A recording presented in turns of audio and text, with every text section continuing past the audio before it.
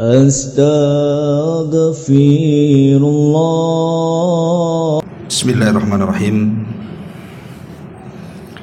Assalamualaikum warahmatullahi wabarakatuh.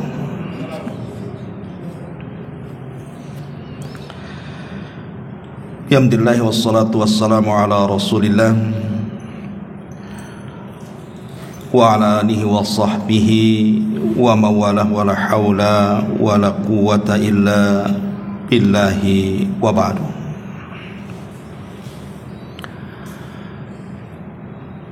Alhamdulillah, di malam hari ini dengan nikmat Allah Subhanahu wa taala,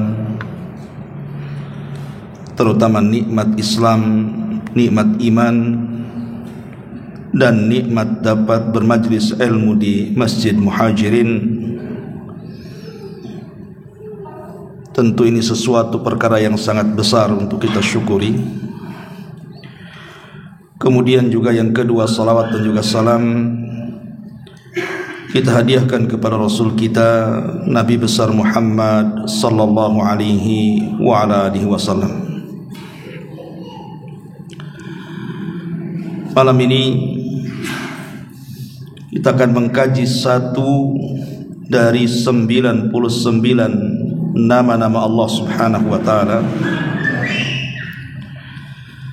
yang sangat penting kita merenungkannya. Apa itu? At-Tawwab. Bahwa Allah Subhanahu wa taala zat yang maha penerima taubat.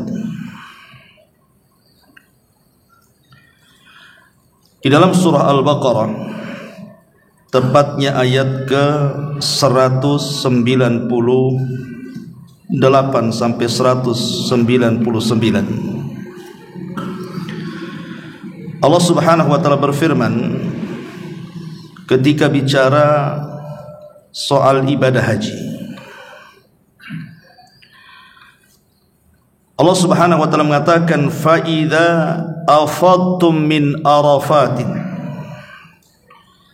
fadhkurullaha indal masy'aril haram wadhkuruhu kama hadakum wa in kuntum min qablihi laminadh dhalin thumma afidu min haitsu afadun nas wastaghfirullaha innallaha ghafurur rahim. Allah Subhanahu wa taala berfirman, maka apabila kalian telah bertolak dari Arafah, berzikirlah kepada Allah di Masy'aril Haram, dan berzikirlah dengan menyebut nama Allah sebagaimana yang telah ditunjukkannya kepadamu,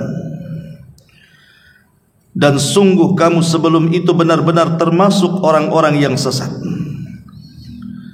Kemudian bertolaklah kamu dari tempat bertolaknya orang-orang yang banyak di Arafah itu, dan mohonlah ampunan kepada Allah Subhanahu wa taala, karena sesungguhnya Allah Subhanahu wa taala zat yang maha pengampun. Dalam ayat ini Allah Subhanahu wa taala memerintahkan para jemaah haji yang bertolak dari Arafah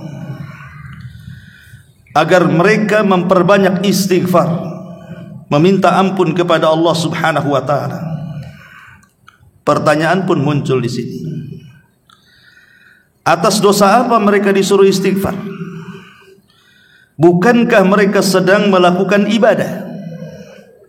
Semua yang dilakukan adalah manasik-manasik haji. Artinya mereka berada di atas ketaatan kepada Allah Subhanahu wa taala. Tapi kenapa Allah Subhanahu wa taala merintahkan para jemaah haji untuk banyak-banyak istighfar? Ma'asyiral muslimin yang dimuliakan Allah Azza wa Jalla, ini pertanyaan harus dijawab. Karena umumnya orang yang bertobat kepada Allah Subhanahu wa taala itu karena dosa yang dilakukannya, bukan karena ketaatan yang dilakukannya. Jawabannya kita akhirkan. Ma'asyiral muslimin yang dimuliakan Allah Azza wa Jalla, kemudian juga disebutkan dalam Suratun Nasr. Suratun Nasr ini turun setelah Hajjatil Wada Nabi sallallahu alaihi wasallam. Ma'ruf ayat yang kita baca. Idza jaa nasrullahi wal fath wa ra'aitan nas yadkhuluna fi dinillahi afwaja fasabbih bihamdi rabbika wastaghfir innahu kana tawwaba. Apabila datang pertolongan dari Allah dan juga kemenangan, dan engkau melihat manusia berbondong-bondong masuk ke dalam agama Allah, maka bertasbihlah dengan memuji Tuhanmu dan mohonlah ampun kepada Rabbmu, karena sungguh Dia zat yang maha penerima taubat.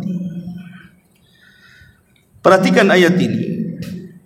Allah Subhanahu wa ta'ala memerintahkan nabinya setelah mendapatkan kemenangan di perang Badar agar banyak-banyak memuji Allah dengan mengucapkan alhamdulillah, agar banyak-banyak bertasbih kepada Allah dengan mengucap subhanallah, dan agar banyak-banyak beristighfar dengan menyebut astaghfirullah. Pertanyaan kedua pun muncul. Apa yang dilakukan Nabi sallallahu alaihi wasallam sehingga Allah Subhanahu wa taala memerintahkan Rasul untuk memperbanyak istighfar? Apa Rasul melakukan dosa? Apakah Nabi sallallahu alaihi wasallam bermaksiat? Bukankah Allah Subhanahu wa taala mengatakan dalam surah Al-Fatah itu, inna fatahna laka fatham mubina liyaghfira laka Allahu ma taqaddama wa ma ta'akhkhar, ma taqaddama bihi wa ma ta'akhkhar. Di dalam surah Al-Fatih di sini Allah Subhanahu wa taala sudah mengampuni dosa Rasul yang telah, yang sedang dan yang akan datang. Tapi kenapa dalam surah An-Nasr Allah tetap meminta Rasul untuk banyak-banyak istighfar? Bahkan dalam hadis Aisyah ummuna radhiyallahu anha, ketika dia melihat kaki Nabi sallallahu alaihi wasallam pecah-pecah, kemudian Aisyah kasihan dan mengatakan, ya Rasulullah, cukupkan yang wajib saja. Bukankah Allah telah mengampuni dosamu yang telah, yang sedang dan yang akan datang? Tapi Rasul mengatakan, ya Aisyah, afala akunu abdan syakura, salahkah saya menjadi hamba yang bersyukur? Artinya dalam surah Al-Fatah dan juga hadis Aisyah ummul mukminin radhiyallahu anha, dosa-dosa Nabi itu sudah diampuni, baik yang telah dilakukannya, yang sedang dilakukannya, bahkan yang belum dilakukannya. Allah sudah ampuni dosa-dosanya. Tapi kenapa Allah memerintahkan dalam surah An-Nasr agar Rasul memperbanyak istighfar, meminta ampun akan dosa apa? Dan betul-betul dilakukan Nabi sallallahu alaihi wasallam kan? Seperti hadis Abu Hurairah radhiyallahu an mengatakan Nabi sallallahu alaihi wasallam itu setiap hari beristighfar paling sedikit 70 sampai 100 kali. Inilah dua pertanyaan yang harus kita jawab. Kenapa orang-orang jemaah haji habis melakukan ketaatan kepada Allah disuruh untuk banyak istighfar, dan kenapa pula Nabi sallallahu alaihi wasallam yang jelas-jelas diampuni dosa-dosanya pun disuruh untuk memperbanyak istighfar? Ma'asyiral muslimin yang dimuliakan Allah Subhanahu wa taala, kita tahu bahwa bertobat kepada Allah Subhanahu wa taala itu ada dua macam. Bertobat kepada Allah Subhanahu wa taala itu ada dua macam. Yang pertama, bertobat setelah melaksanakan ketaatan kepada Allah Subhanahu wa taala. Kenapa? Kita disuruh setelah melaksanakan ibadah, melaksanakan ketaatan kepada Allah, disuruh untuk memperbanyak taubat. Karena dikhawatirkan ibadah yang kita lakukan itu kurang sempurna. Karena ibadah yang kita lakukan itu boleh jadi ada kekurangannya. Jangan cerita kita. Makhluk yang tidak pernah bermaksiat kepada Allah Subhanahu wa taala dan senantiasa mengikuti perintah Allah siapa? Para malaikat. Para malaikat adalah makhluk yang tidak pernah bermaksiat kepada Allah. Wa yaf'aluna ma yu'maru. Apapun yang diperintahkan Allah, mereka lakukan semuanya tanpa ada bantahan. Tapi perhatikan dalam sebuah hadis yang dinukilkan Ibnu Katsir dalam tafsir Al-Azim Ibnu Katsir, inna lillahi fis sama'i dunya malaikatun khusyu'an la yarfa'una ru'usahum hatta taquma as-sa'ata fa idza qamat rafa'u ru'usahum thumma qalu rabbana ma 'abadnaka haqqa ibadatik wa inna lillahi fis sama' ats-tsaniyati malaikatun sujudan la yarfa'una ru'usahum hatta taquma as-sa'ah fa idza qamatis sa'atu rafa'u ru'usahum wa qalu subhanaka ma 'abadna haqqa ibadatik. Sesungguhnya di langit, kata Rasul, sesungguhnya di langit Allah memiliki banyak malaikat-malaikat yang khusyuk beribadah kepada Allah. Mereka tidak pernah mengangkat kepalanya sampai kiamat dibangkitkan. Dan apabila kiamat dibangkitkan, barulah mereka mengangkat kepala-kepala mereka. Kemudian mereka mengatakan, ya Rabb, kami benar-benar belum bisa menyembah dirimu dengan sebenar-benar penyembahan. Dan sesungguhnya Allah di langit yang kedua juga memiliki banyak para malaikat. Mereka sujud sejak diciptakan dan tidak pernah mengangkat kepalanya. Tapi ketika kiamat dibangkitkan, mulailah mereka bangkit dari sujud-sujud mereka, dan mereka pun mengatakan, Maha suci Engkau ya Rabb, benar-benar kami belum mampu beribadah kepadamu dengan sebenar-benar peribadatan. Kalau para malaikat saja yang sujudnya mulai diciptakan sampai kiamat, yang rukuknya mulai diciptakan sampai kiamat, yang berdirinya mulai diciptakan sampai kiamat, beribadah terus 24 jam sampai kiamat dibangkitkan. Subhanaka ma abadnaka haqqa ibadah. Kami betul-betul belum bisa beribadah dengan sebenar-benarnya beribadah kepadamu. Jadi malaikat merasa kurang sempurna dalam beribadah. Lah batas, rukunya terbatas, puasanya terbatas, sedekah bahkan tidak sama sekali. Ada di antara mereka seolah-olah dia yakin dia termasuk ahlul jannatil firdaus gitu. Ada orang yang ujub dengan ibadahnya, bahwa dengan kalau dia sudah sholat malam setiap malam, puasa sunnah setiap hari, sedekah setiap hari, seolah-olah orang yang paling ahli surga.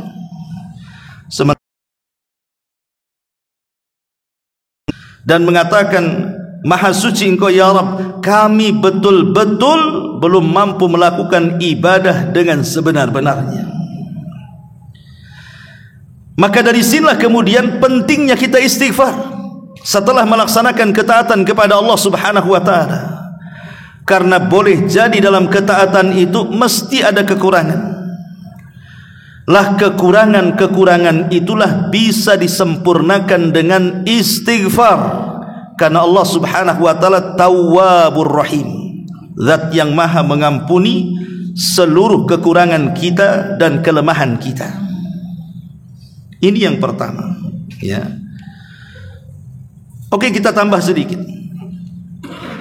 Kalau kita mengaca diri kita dengan para ulama salaf, dengan salafun saleh, Contoh saja Umar bin Khattab radhiyallahu anhu, yang sudah jelas-jelas dijamin sorga, dan sorganya pernah dilihat Nabi. Bukan dijamin sorga saja, sorga yang dijaminkan kepada Umar itu dilihat Nabi langsung. Ketika peristiwa Isra Mi'raj, Rasul masuk ke dalam sorga. Tiba-tiba ditampakkan sorga yang terbuat dari emas yang sangat megah. Kemudian dikatakan, liman hadzal qasr, untuk siapa istana ini? Kata Jibril, li Umar ibn al-Khattab radhiyallahu anhu. Jadi jelas bukan hanya jaminan sorga, tapi sorganya pernah dilihat Nabi. Dan Umar itu terkenal salatnya, terkenal puasanya, terkenal ibadahnya. Tapi meskipun demikian, ketika Nabi SAW menginformasikan kepada sahabat Hudzaifah bin Yaman, pemegang rahasia Nabi, tentang nama-nama orang-orang munafik yang diwahyukan Allah kepada Jibril kemudian disampaikan kepada Rasul, maka Rasul memanggil Hudzaifah dan mengatakan, ya Hudzaifah, catat orang-orang ini, mereka termasuk orang-orang munafik. Dan tidak ada yang tahu catatan itu kecuali Rasul dan Hudzaifah. Makanya Hudzaifah dikenal sirrun Nabi, pemegang rahasia Nabi. Umar bin Khattab radhiyallahu anhu ketika mendengar bahwa Hudzaifah memiliki catatan nama-nama orang munafik, dia datang kepada Hudzaifah, kemudian mengatakan kepada Hudzaifah, anshuduka billah, kata Umar, demi Allah wahai Hudzaifah, bisa enggak engkau menyebutkan nama-nama orang munafik itu? Jangan-jangan aku ada di dalamnya. Kata Hudzaifah, tidak bisa, ini rahasia Nabi. Tapi Umar tetap mendesak dengan mengatakan, asammanin nabiyyu sallallahu alaihi wasallam anni munafik. Wahai Hudzaifah, apakah Rasul pernah menyebut-nyebut nama aku bahwa ini seorang munafik?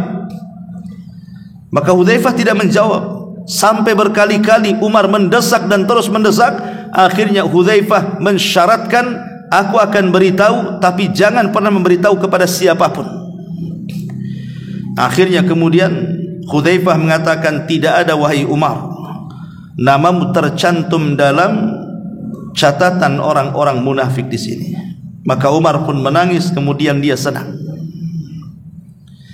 Itu sekelas Umar masih ada kekhawatiran kalau seandainya ada sifat-sifat nifak dalam badannya. Padahal siapalah Umar, sudah dijamin sorga, sorganya sudah dilihat Nabi. Tapi ada kekhawatiran kalau seandainya ibadah yang dilakukan itu bagian daripada ibadatun nifak, sebagaimana yang dijelaskan oleh sebagian para sahabat Nabi SAW, seperti yang dikatakan Abi Darda radhiyallahu an, ta'awwadhu billahi min khusyu'in nifaq, katanya, berlindunglah kepada Allah dari khusyuknya orang munafik. Dikatakan kepada Abi Dzar, ya Aba Dzar, wa ma khusyu'un nifaq, apa yang dimaksud anda itu khusyuk nifaq itu apa?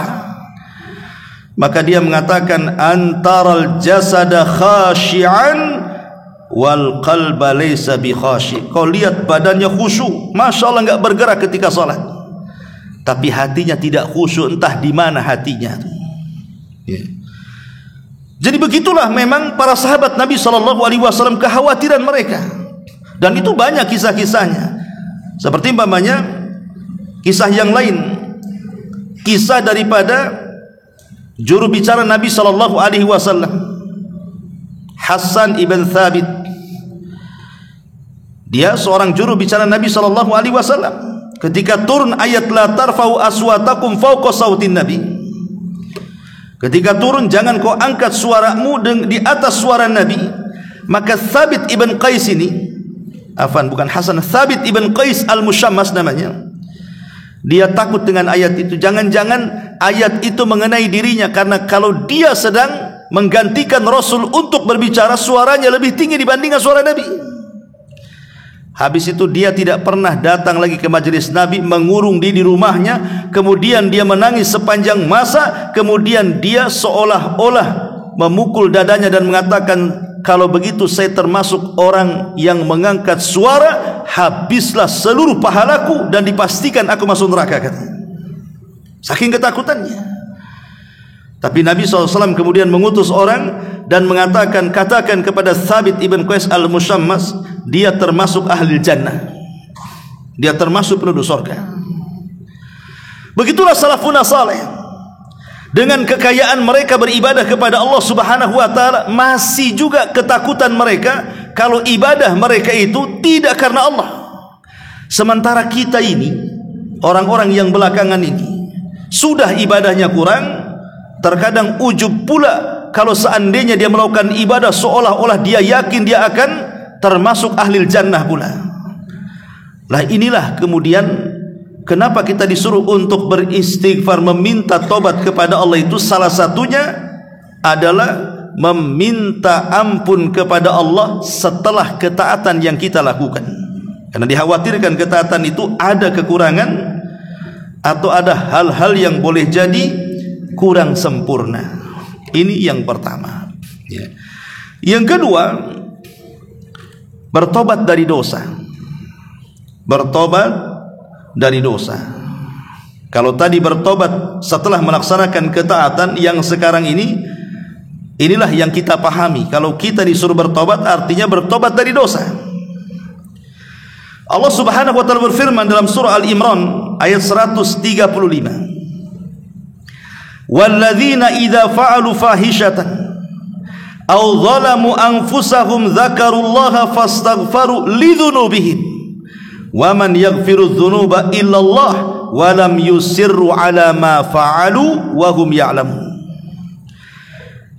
Dan juga orang-orang yang apabila mengerjakan perbuatan keji ataupun menganiaya diri-diri mereka sendiri, terjerumus kepada kemaksiatan, lalu mereka ingat akan Allah, lalu memohon ampun terhadap dosa-dosa yang mereka lakukan, dan siapa lagi yang dapat mengampuni dosa selain daripada Allah, dan mereka tidak meneruskan perbuatan kejinya itu sedangkan mereka mengetahuinya.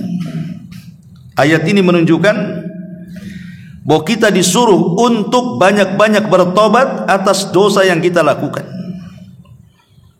Makanya kalau kita lihat salafuna saleh, contoh Abu Bakar Siddiq radhiyallahu anhu,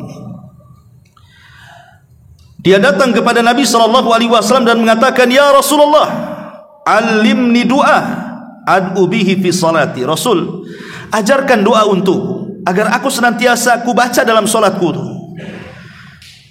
Maka Rasul SAW mengatakan, katakan wahai Abu Bakar, Allahumma inni zalamtu nafsi zulman katsira wa la yaghfiru dzunuba illa anta faghfir li maghfiratan min 'indik warhamni innaka antal ghafurur rahim. Ya Allah, sesungguhnya aku telah menzalimi diriku sendiri dengan dosa-dosaku yang banyak, dan aku tahu tidak ada yang bisa mengampuni dosa kecuali Engkau. Maka ampunilah dosaku dan berilah ampunanmu di sisimu, dan rahmati aku karena Engkau zat yang maha pengampun lagi maha pemberi kasih sayang. Kandungan doa Abu Bakar Siddiq radhiyallahu an adalah kandungan i'tirafu dzambi, bahwa kita harus senantiasa mengakui dosa-dosa kita. Jangan sombong. Kalau ada orang yang mengatakan saya tidak pernah berbuat dosa, kadzabtum, dusta Anda ini. Tidak ada manusia yang tidak lepas dari dosa. Siapa? Tidak ada manusia yang tidak lepas dari dosa. Jangan katakan saya tidak pernah melakukan dosa. Kita ini setiap hari melakukan dosa. Entah mata kita, telinga kita, lisan kita, hidung kita, badan kita, tangan kita, kaki kita. Karena Rasul yang mengatakan kullu bani Adam khatta'un wa khairul khatta'ina tawwabun. Setiap anak Adam itu pasti melakukan dosa. Pasti melakukan dosa, tidak mungkin tidak melakukan dosa.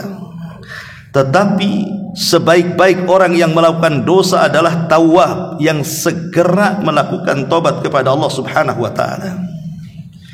Ma'asyiral muslimin yang dimuliakan Allah Azza wa Jalla, dari uraian-uraian di sini, kenapa kita disuruh untuk beristighfar, meminta ampun kepada Allah, baik dalam kekurangan ibadah kita ataupun dalam dosa-dosa yang kita lakukan? Karena Allah memiliki nama At-Tawwab, zat yang maha mengampuni.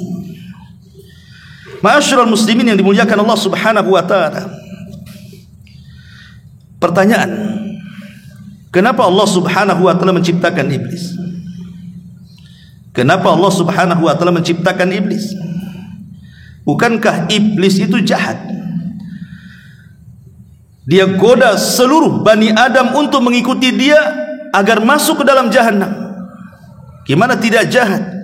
Dia mengajak kita ke neraka.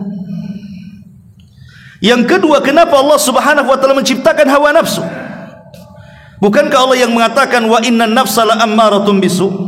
Sesungguhnya hawa nafsu itu selalu memerintahkan kita kepada keburukan. Betapa banyak gara-gara hawa nafsu yang menguasai kita, kita berlaku zalim kepada orang, menghilangkan nyawa manusia, mengambil dan merampas hak manusia, menzalimi manusia, itu gara-gara dorongan hawa nafsu itu. Kemudian yang ketiga, kenapa Allah Subhanahu wa taala menciptakan keburukan, menciptakan maksiat, menciptakan kemungkaran? Kenapa coba? Maka jawabannya, untuk mewujudkan bahwa Allah Subhanahu wa taala zat yang maha tawwab, yang maha pengampun akan dosa-dosa hambanya. Sebab kalau tidak ada iblis, tidak ada hawa nafsu, tidak ada keburukan yang Allah Subhanahu wa taala ciptakan, dari mana manusia melakukan keburukan? Dorongan keburukan itu kan karena kalau tidak hawa nafsu, di belakangnya iblis. Dari iblislah muncul syubhat, dari hawa nafsulah muncul syahwat.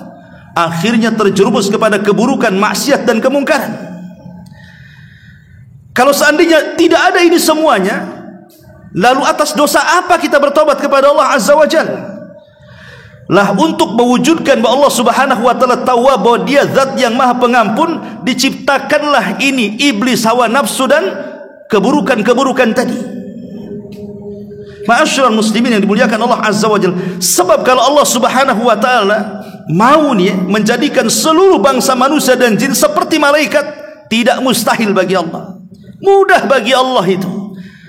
Menjadikan manusia semuanya muslim, tidak ada Yahudi, tidak ada Majusi, tidak ada Nasrani, tidak ada Hindu, Buddha, semua muslim. Bagi Allah itu sanggup.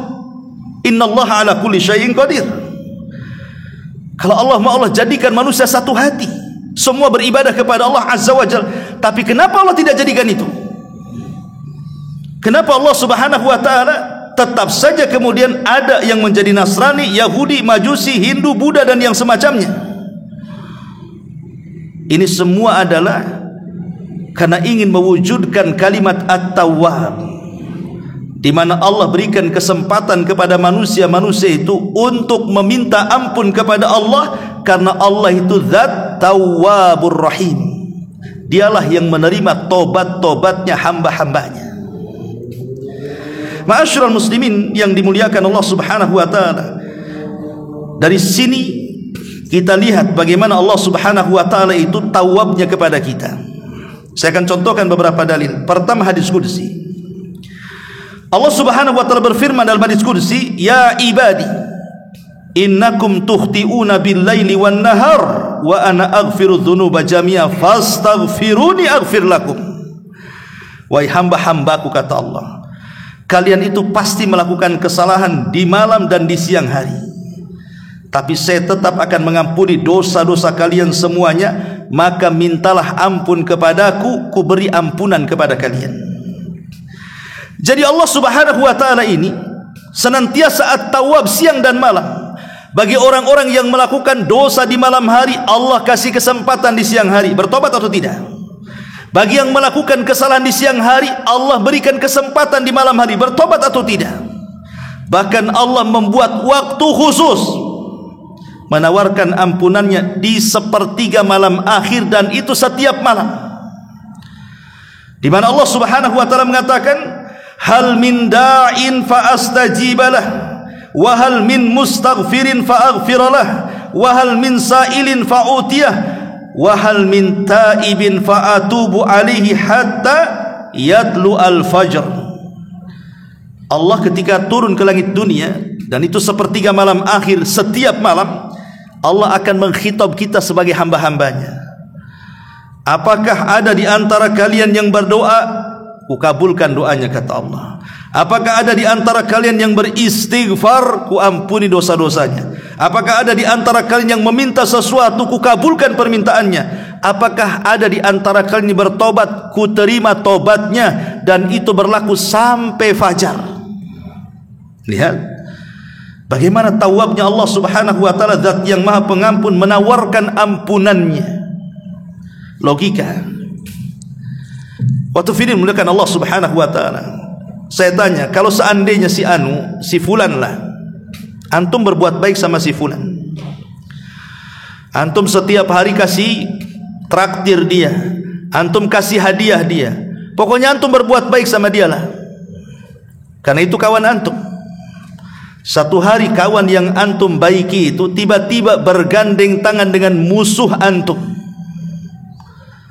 Tiba-tiba dia duduk dengan orang yang kita tidak suka. Kira-kira perasaan antum gimana? Sakit hati tidak? Sakit. Oh, rupanya sudah saya kasih makan, kasih traktir, kasih hadiah, jalan pula sama musuhnya. Apa nggak sakit hati itu? Manusia bisa sakit hati kalau dia tidak lapang dada kan? Bisa saja dia balas dendam. Kalau begitu, saya tidak mau lagi dengan kawan dengan dia. Apalagi kasih hadiah. Dia aja bergandeng tangan dengan musuh saya katanya. Itu manusia. Tapi Allah subhanahu wa ta'ala berbeda. Syaitan adalah musuh Allah subhanahu wa ta'ala. Manusia kita ini terkadang setiap hari bergandeng dengan setan kan. Semua maksiat itu ciptaan setan, yang dorong-dorong kita dengan was-wasnya, suruh berzina, suruh khamr, suruh mabok, suruh ini, suruh itu. Itu setan yang nyuruh dengan was-wasnya, dan kita mengikuti dan menjadi temannya setan pula. Tapi apakah Allah subhanahu wa ta'ala sakit hati? Dia yang kasih rizki, dia yang kasih makan, dia kasih ini, kawannya pula sama setan. Tidak. Allah tidak sakit hati, tetap membuka ampunannya. Itulah tawabnya Allah subhanahu wa ta'ala di sini. Makanya kalau kita melihat dalam Al-Quran itu, kalimat tawab, Allah maha mengampun, itu biasanya selalu digandengkan dengan kalimat Ar-Rahim, Tawwab Ar-Rahim, zat yang maha penerima tobat dan zat yang maha penyayang. Kenapa demikian? Kenapa selalu digandengkan tawab dengan rahim ini di banyak ayat dalam Quran itu? Karena kalau kita hendak kembali kepada zat yang maha penyayang, sebesar dosa apapun yang kita lakukan, kalau kita meminta ampun kepada zat yang maha penyayang, pasti dia akan sayang dengan kita. Walillahil mathalul a'la. Tentu permisalan Allah lebih tinggi. Saya akan contohkan dengan makhluk ya. Kalau seandainya ada seorang anak melakukan kesalahan, tapi dia tahu orang tuanya, ayahnya itu lembut orangnya, sayang dengan dia, tentu si anak ini, dia ada harapan kalau dia ngomong dengan ayahnya, "Bi, saya sudah melakukan kesalahan, kira-kira dimaafkan tidak?" Pasti dia akan mengumumkakan tuh kesalahannya, karena dia yakin bahwa ayahnya tidak akan marah, karena tahu sifat ayahnya kan. Tapi kalau seandainya dia tahu sifat ayahnya itu jahat, sifat ayahnya itu tukang marah, tentu anak ini tidak mungkin juga akan mengemukakan kesalahannya. Boleh jadi dia lari dari kesalahannya dan tidak akan minta maaf. Contoh saja, Nabi Musa alaihi salatu wassalam. Nabi Musa alaihi salatu wassalam itu sejak kecil sampai dewasa tinggal di rumah Fir'aun. Dan Fir'aun sangat dekat dengan Nabi Musa, sampai dipanggil anaknya, "Ya bunai." Sejak zaman bayi sampai dia dewasa dirawat sama Fir'aun dan ada kedekatan dengan Fir'aun. Tapi ketika Musa melakukan kesalahan, dia membunuh salah seorang anak pejabat dari Kibti ketika ada clash dengan anak muda dari Bani Israel. Tanpa sengaja Musa membunuhnya. Apakah tiba-tiba Musa kemudian datang kepada Fir'aun minta maaf sama ayah angkatnya? Tidak, karena dia tahu siapa Fir'aun. Fir'aun itu kejam, bisa saja dibunuhnya. Makanya Musa lari ke Madian. Tapi kita berhadapan dengan Rabb, bukan dengan Fir'aun. Rabb kita Rahim, Rabb kita ini maha penyayang, maha pengasih. Jadi kalau kita melakukan dosa apa saja yang kita lakukan, kalau kita datang kepada Allah dengan kejujuran kita ingin bertobat, belum lagi kita mengungkapkan tobat, Allah sudah ampuni dosa kita. Itulah tawab namanya. Hanya semata-mata ada keinginan dalam hati. Tetapi jujur ya, keinginan hati itu karena keluar dari kejujuran dia ingin bertobat kepada Allah, belum mengucapkan astaghfirullah, Allah sudah ampuni dosa-dosanya. Subhanallah ikhwan. Yang mengilhamkan manusia yang bermaksiat bertobat siapa? Allah. Allah yang mengilhamkan dia supaya dia tobat. Akhirnya dia pun kepikiran, oh harus bertobat saya ini. Siapa yang mengilhamkan sehingga orang maksiat itu ingin tobat? Allah. Kemudian setelah diberikan ilham, dia pun diberikan taufik. Akhirnya dia pun bertobat. Kemudian Allah Subhanahu wa taala terima tobatnya. Cukup sampai di sini. Setelah Allah terima tobatnya, Allah kasih lagi pahala kepada orang yang bertobat itu. Cukup sampai di sini? Tidak. Bahkan Allah perintahkan kepada seluruh malaikat, termasuk malaikat-malaikat pemikul arsy itu, agar memintakan ampun akan dosa-dosa orang-orang yang bertobat kepada Allah Subhanahu wa taala. Bagaimana tidak indah Allah Subhanahu wa taala, coba. Ya. Dia yang mengilhamkan tobat, akhirnya kita bertobat. Kemudian Allah terima tobatnya. Kemudian Allah kasih pahala lagi gara-gara tobatnya. Kemudian Allah perintahkan malaikat lagi, doakan orang ini supaya diterima tobatnya.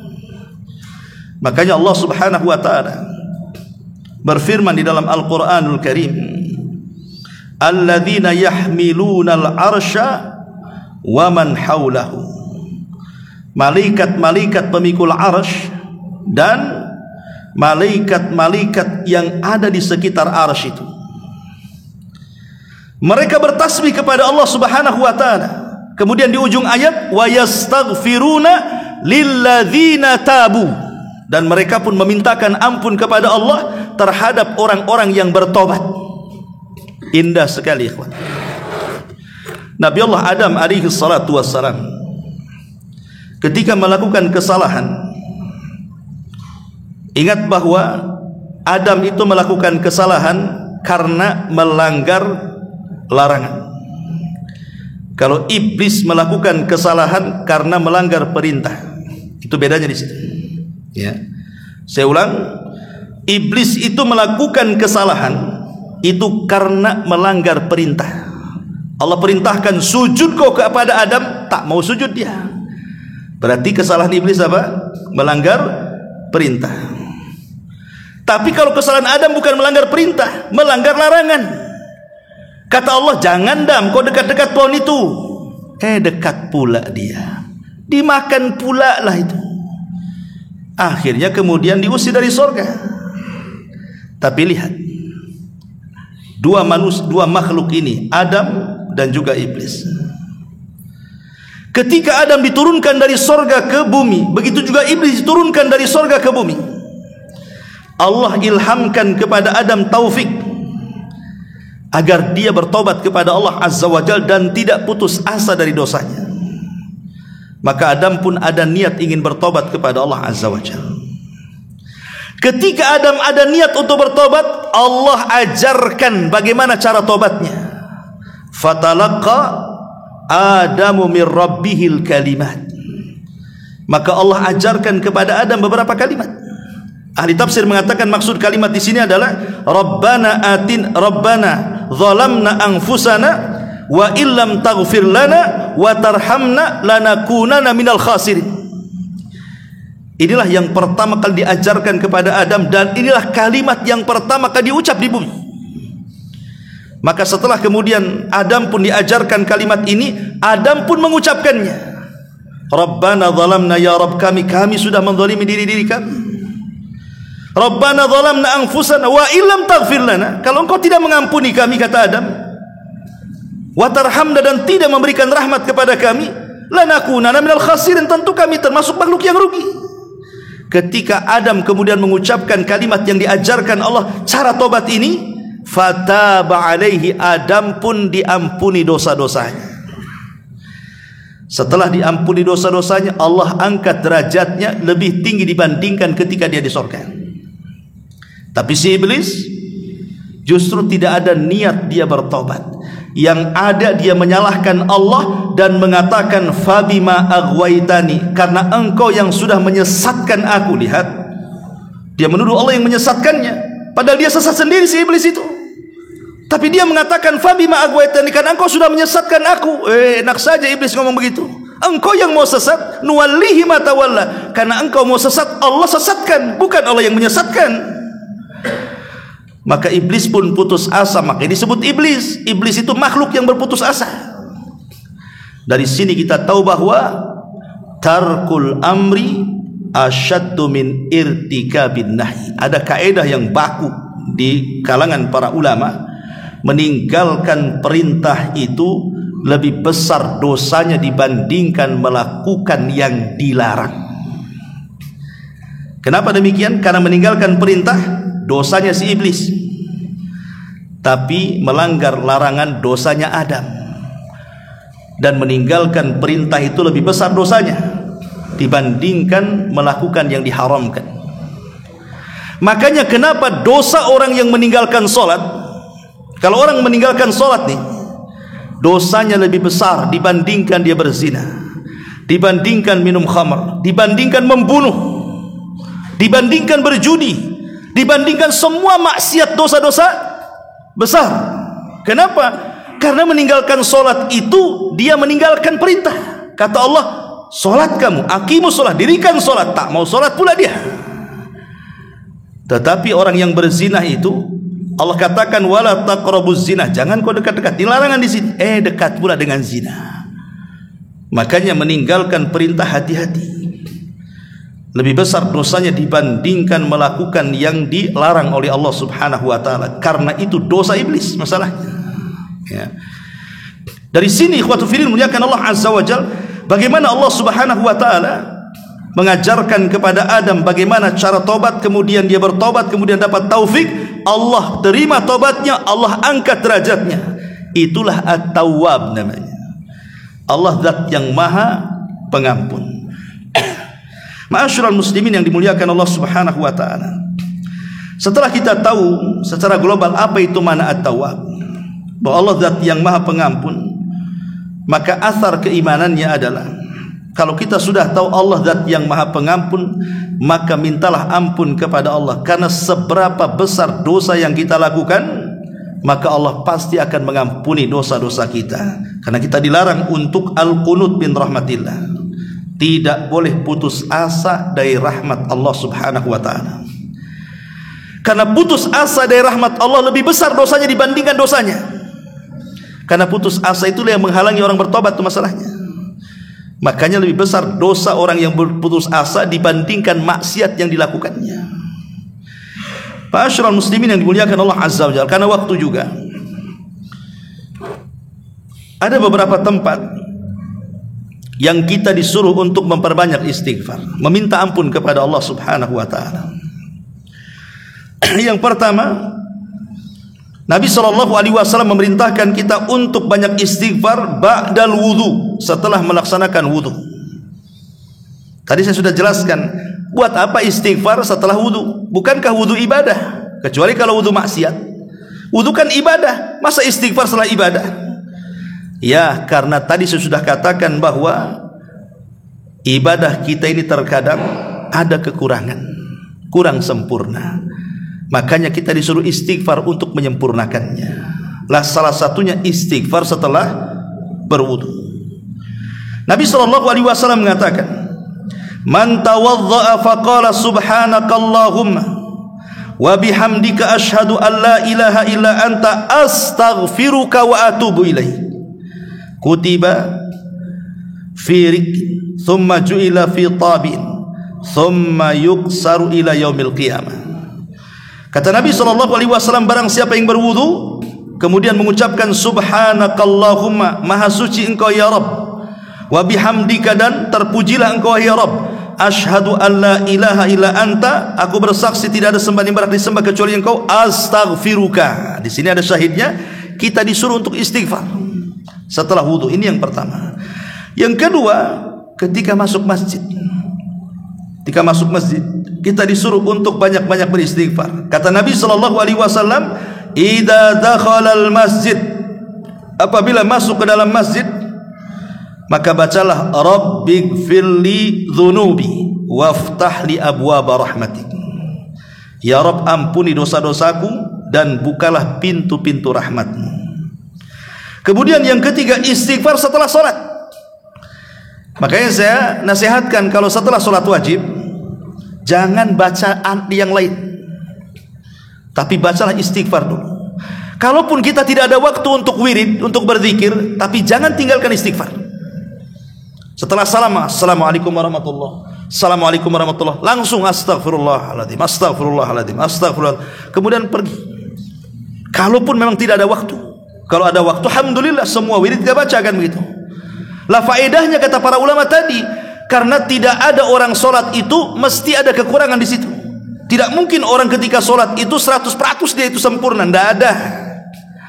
Boleh jadi dia melamun, boleh jadi kurang khusyuk, boleh jadi kurang tumanina, dan begitu seterusnya. Maka kita bisa menyempurnakan dengan istighfar 3 kali setelah sholat. Kemudian juga yang keempat, istighfar setelah haji tadi yang saya sebutkan, setelah datang dari Arafah, sebagaimana surah Al-Baqarah 199 tadi. Kemudian yang kelima, istighfar indan naum. Ini lebih penting lagi, ketika hendak tidur.